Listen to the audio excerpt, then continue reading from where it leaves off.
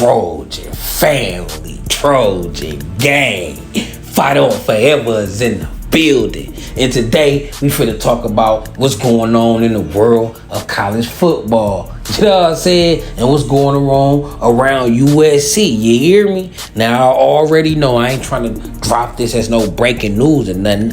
Cause I'm sure y'all already know the old Pac12 is trying to rebuild, right? And I ain't mad at it. I can't lie. I want to see the Pac-12 bounce back. I don't want to see the Pac-12 die. I want to see the Pac-12 keep going. It's too many memories over there. Even though we in the new conference, we with a new woman, we still want to see our ex do good. I still want to see the Pac-12 do good. That's what we was birthed at. So I'm gonna always have love for that Pac-12, right? So what do y'all think about the teams added? It is enough. I know they at 6 teams right now, and they want to be the 8, right? So they added Boise State, Colorado State, Fresno State, San Diego State, and they already got Oregon State and Washington State.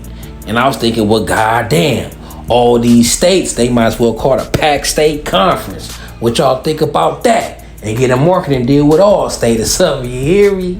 Call that thing the Pac State, the Pac State Conference, right? So what y'all think about them additions? Now, Washington State President Kirk Schultz, revealed his strategy pitch to the 4 new members. So let's read what the Washington State president was saying about this recruitment of the 4 new teams and what they look like going forward to the future, right?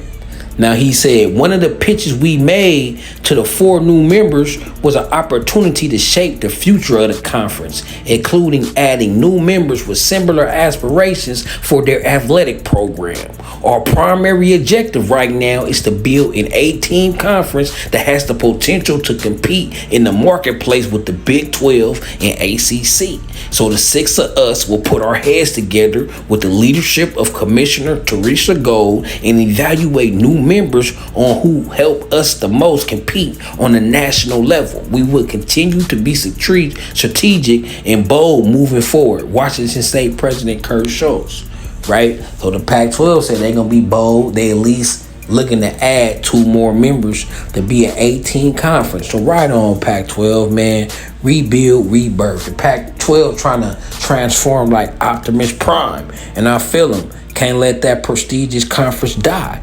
Now, on the same topic, what y'all think about this graphic right here, where it's proposed teams that they can add to the bunch? So I see on this graphic, right, they added UNLV, which I agree. UNLV got a nice little program right now. They got nice little coaches over there. Recruits like them coaches, right? But it's UNLV, so that, but it's still Vegas. That's a program that had potential to where if it's put on national television every week, if the Pac-12 could get these teams on national television, then eventually, if you see them enough, they won't seem like a lower level school. Eventually, they cachet will raise up if they start winning and have success on the field, of course. Then I see University of Texas, San Antonio added. I see Tulane. I see Memphis.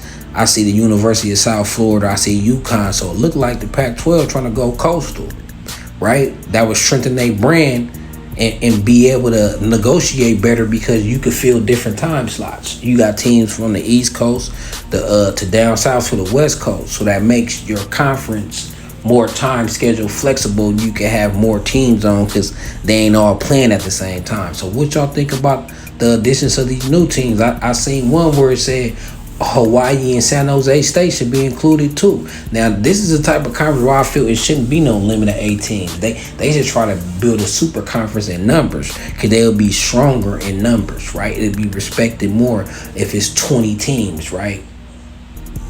Right? So you add these teams right here that make it 10.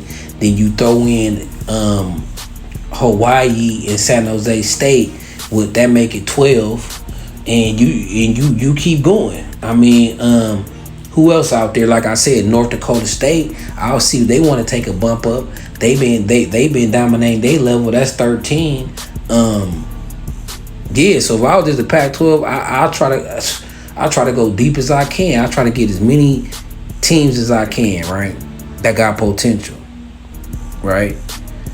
Now, another thing I want to talk about is the Michigan game. I noticed the bye week, and Coach Riley said some interesting things about Michigan. Well, he said an interesting thing about Michigan that I want to talk about, right?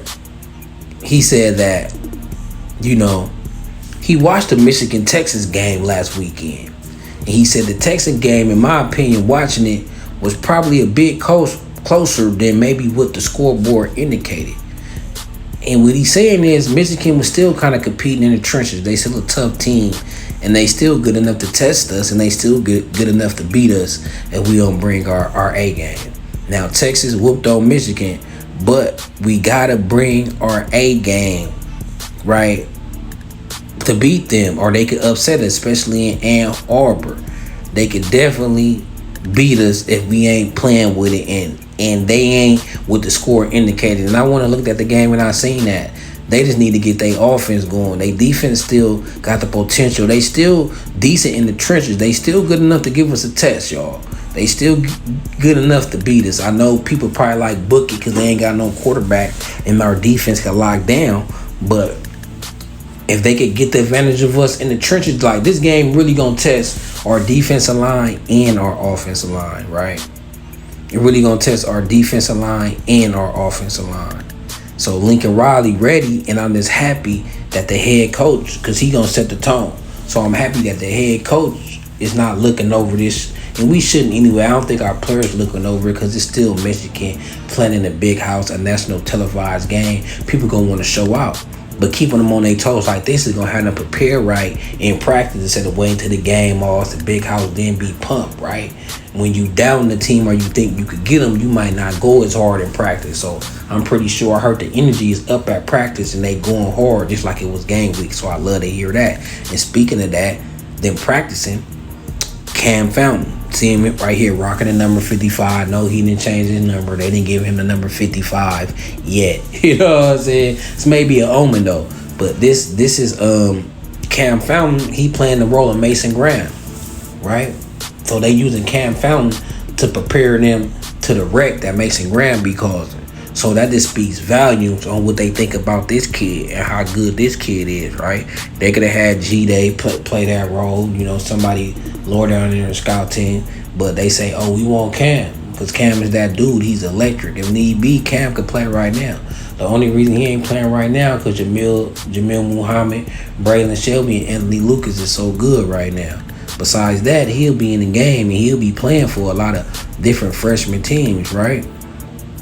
Some more some recruiting news, right? Samuel U2, right? Big interior inside offensive lineman, 6'5", 295, 4-star. Trinity USC, a Will Fond bomb dropped in, 2026 class. Every day y'all probably gonna see somebody new crystal ball to USC. We just rolling right there right now. We gotta get to it. If we keep winning, y'all, we gonna be a recruiting monster. I mean, that's pretty clear to see, right? And one more thing before I go back to the Pac12 situation, man. This day made me think about, what was that, 2011, 2012, when the Pac12 could have added Texas and OU, but they decided just because Texas long-term network, they didn't want to split that money with the conference. They got their own network and they want to keep that to themselves. They should have did that. I mean, they should have had long-term view. Let them keep their money, but still overall, this is adding more money to the conference, more view and more cachet. And then instead of the Pac-12 getting poached, doing conference realignment, the Pac-12 would have been poaching teams. You know what I'm saying? The Pac-12 would have been the conference to challenge the SEC, not the Big Ten. But Washington State, Oregon, Stanford, Cal, USC, UCLA, Arizona State, Arizona, Texas, and OU. Oh, they would have been poking. They probably would have got Nebraska, right? They probably, and I know they would have got Oklahoma State, and I think Texas A&M. If Texas and Oklahoma would have left, Oklahoma State and Texas A&M or Texas, I think it was Texas Tech, would have followed them to the Pac-12, right? So you have a Texas Tech, Oklahoma State, USC, UCLA, all them schools, they would have been doing the poaching. They probably would have poached Nebraska and got Nebraska instead of the Big Ten. They probably would have got Missouri before the SEC had got them, right? So it's just what could have been. Like, them bozos screwed it. Like, if I had to choose what happened, I would have choose this happen. I would have choose the Pac-12 expanding, grabbing Texas and Oklahoma State and Texas Tech, right? I would rather that had happened than what's going on now, right? Because to me, that's a stronger conference for the simple fact that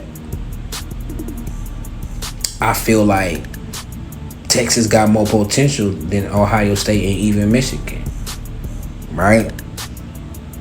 So, what could have been, man. But until then, it's Carter Sports, it's Trojan City, it's SC. So let's go.